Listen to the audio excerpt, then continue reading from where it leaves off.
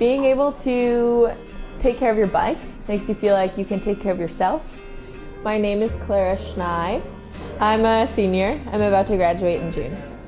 I wrote a grant for the Student Sustainability Fund to expand that women's bike maintenance course into a full-fledged 6-week course. We translated it into a course that also involves a little bit of history, some brief women and bikes history, and some just empowerment models. The Women Trans Femme model is specifically open. It's open to individuals who identify as female in a variety of ways. We understand that a bike shop can be intimidating to a wide variety of people, and we want to be as inclusive and welcoming and empowering as possible. I first think this program matters because it matters so much to me, and I feel empowered by it, and I'd like to spread that to others.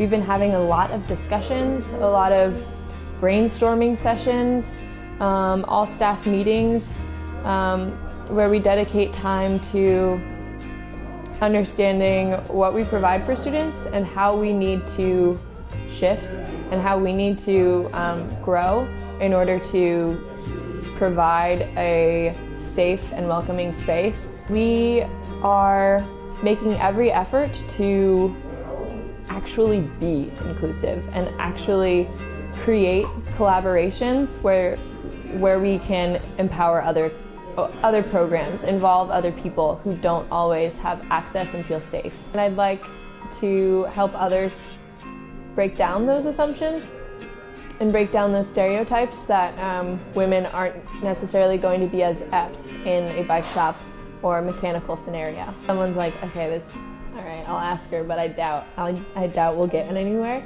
Being empowered in a bike shop might make you feel the confidence necessary to interact more positively elsewhere too.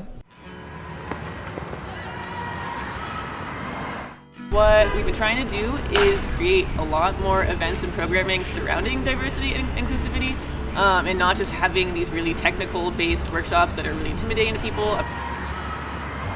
They center around connections with other campus groups. Oregon is so much better than I think the majority of places. I think Eugene itself is definitely a liberal bubble, and kind of inclusivity is very welcomed and appreciated. And I think probably if we were trying to do this kind of stuff in any other campuses, it might actually get pushed back. But for here, it's been generally very welcomed, and it's just a lot more fair and equal, I guess. And people don't feel left out, and everyone feels included, and everyone feels like they have a voice.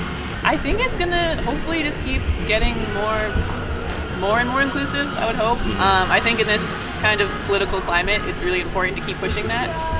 And I think people are looking for it. So if the demand is there, then we're gonna try and fill it as much as we can. Everything is done with baby steps. Every change is made with small groups of people. I hope, especially now, everyone, regardless of race, gender identification, religious affiliations, have a place to feel safe. I hope this is a positive enough experience that they tell their friends about it, that they feel confident in bike shops elsewhere as well. I hope that all gender identifications become less stigmatized. It's more of a norm and more of a accepted reality where we don't necessarily have to lift up certain groups as much because there's more of a collaboration there regardless. As soon as people realize that they are being lifted by a group, a greater group, or share a common goal, that's when things happen. That's when letters are written and rallies are held and change is made. Just don't have any assumptions, just don't assume anything, and just accept that people are people. That is the norm.